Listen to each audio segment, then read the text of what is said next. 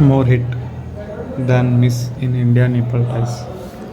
On this, on his return to Kathmandu after concluding his 4-day official visit to India, Nepal Prime Minister Pushpakamal Dahal Prachanda described it as a successful. He has reason to be satisfied. This is Prachanda's third stint as Prime Minister, and compared to his earlier official visits in 2008 and 2016, the visit in 2023 has delivered many more concrete outcomes. But what is more important is that many controversial issues were successfully skirted. Prachanda's politics. Under Prachanda's leadership, the Maoist Centre had fought the elections last year in coalition with the Nepalese Congress. There was a falling out over claims to the post of Prime Minister, and Prachanda switched sides to team up with the KP Sharma Oli led UML. Prachanda was sworn in as Prime Minister on December 26. However, the NC decided to support Prachanda in a vote of confidence, suggesting that since he had emerged as a consensus Prime Minister supported by 268 out of members in a 275 member house, he should also go for national consensus political president. Though Prachanda had earlier agreed to support UML candidates for the post of president due for election in March and speaker in return for making him prime minister, he began to backtrack. Relations between Mr. Oli and Prachanda soured, with Mr. Oli accusing Prachanda of betrayal and Prachanda claiming that he wanted to ensure political stability by taking all parties along. The opportunistic Oli-Prachanda alliance collapsed, and by end February, the UML withdrew support. In order to stay in power, Prachanda went back to the NC, ready to support its candidates for president. On March 20, NC returned the favor by helping Prachanda win a fresh vote of confidence, with the UML sulking in the opposition. A complex power sharing arrangement has been worked out, with Prachanda continuing as Prime Minister for 2 years, followed by the Mandava Nepal CPN Unified Socialists for a year, and then the NC leader Sher Bahadur Dubey for the remaining 2 years. Nepal's transition to a federal republic, it began in 2008 with the abolition of the monarchy and the election of a new constituent assembly, has been politically tumultuous but largely peaceful. Following the adoption of a new constitution in 2015, 2 rounds of elections have been held in 2017 and the last November, that is 2022. Hopefully, the current coalition has enough incentive to hold together, providing an opportunity to the government to focus on the economy. During his path-breaking visit to Nepal in August 2014, Prime Minister Narendra Modi had invoked neighborhood first to denote a new beginning in relations. To highlight the focus on connectivity, he coined the acronym HIT, covering highways, infoways and transways. However, relations took a downturn in 2015 with the economic blockade. Repairing the relationship has been a slow process, but results are now visible, leading Mr. Modi to recall and review the old acronym Hydropower Cooperation. For years, there have been statements about cooperation in the hydropower sector, but gradually things are looking up. Nepal is endowed with an economically viable potential of 50,000 megawatt of hydropower, but till a decade ago it had an installed capacity of barely 121,200 megawatt, making it dependent on electricity imports from India. Today, Nepal has an installed capacity of 2,200 megawatt and in season can export power to India. A 400 kilowatt transition is now operational. In 2021, Nepal made a modest beginning by exporting 39 megawatt. The following year, it went up to 452 megawatt, earning Nepali rupees 11 billion in export earnings. In the lean season, Nepal does import power from India, but its dependence has dropped from 20% to 10% during the last 5 years.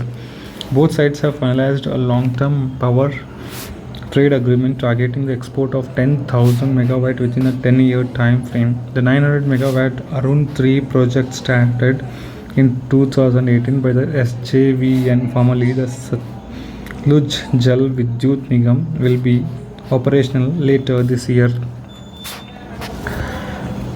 In addition, it signed a memorandum of understanding for the 695 megawatt Arun 4 project last year. The National Hydroelectric Power Corporation (NHPC) signed 2 projects last year, a total of 1,200 megawatt. During the visits, announcements were made about the Satyajit Jal Vidyut Nigam signing 669 megawatt Lower Arun project and the NHPC Limited 480 megawatt Fulko Karnali projects. To keep pace, work has begun on a second high voltage transmission line between Butwal and Gorakhpur. 2 more have been planned under a line of credit of 679 million. By agreeing to the Nepali demand for the facility to export electricity to Bangladesh using the Indian grid, India has highlighted the prospects for sub-regional cooperation. To facilitate the movement of goods and people, the Rupaidhiya Nepalganj integrated checkpost was inaugurated. Work began on the Sanauli Bahirwa integrated checkpost and an MOU signed for another at Dohra Chandni. There is a plan to extend the Jayanagar Kurta railway line inaugurated last year, while more lanes are to be taken up. After the Motihari Amelkhanj petroleum pipeline was operationalized in 2019, work has begun to extend it to Chitwan, and an MOU for a new pipeline between Japa and Siliguri signed, which includes terminals and other infrastructure. Negotiations on these projects have been time consuming. The challenge is to ensure their implementation on time, out of time, avoiding irritants. The fact that both sides successfully avoided controversial issues and public disagreements went a long way in keeping the focus on economic ties and ensuring that the Prachanda visit was successful. Of the 3 difficult issues, 2 are of region to region, and the third is a legacy issue. The latest issue is the Agnipath scheme that impacts the recruitment of Gorkha soldiers into the Indian Army, Gorkha Regiment, a practice that began in 1860 by the British Indian Army. This was continued under a 1947 treaty based on equal treatment. The Agnipath revision of the terms needs to be discussed between the 2 armies and the defense and the finance officials concerned. But a resolution is possible given given the traditional ties between the 2 services. The second is the Kalpani boundary issue that was deliberately stoked as a nationalistic cause by the Mr. Oli in 2020, when his position as Prime Minister was under threat. A constitutional amendment was pushed through and Nepal's map changed unilaterally. Resolving this will need time because a lasting solution will need political wisdom and understanding. The legacy issue is the India-Nepal Treaty of Peace and Friendship of 1950. Legacy issue. In Nepal, conviction has taken root that the treaty is unfair as it was imposed somehow. This ignores the reality that in 1949 the Nepali regime was perturbed by the Maoist revolution in China and the subsequent takeover of the Tibet.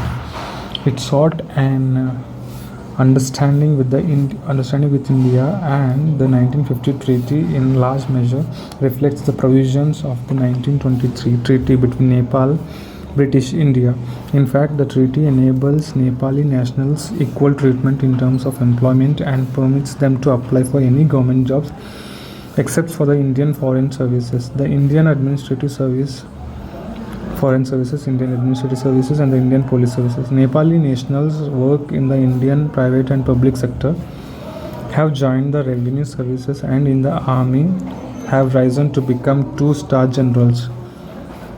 The demand to review the treaty was officially raised first in 1995. In 1996, it was on our agenda of the Foreign Secretary's meeting. Subsequent summits have included a reference to review and update it, but substantive talks have not taken place. However, some of the cobwebs of history need to be cleared so that discussions can take place in an objective manner that addresses the concerns of both countries. For the present, as Mr. Modi and Prachanda have demonstrated, the focus on HIT will go a long way in rebuilding trust.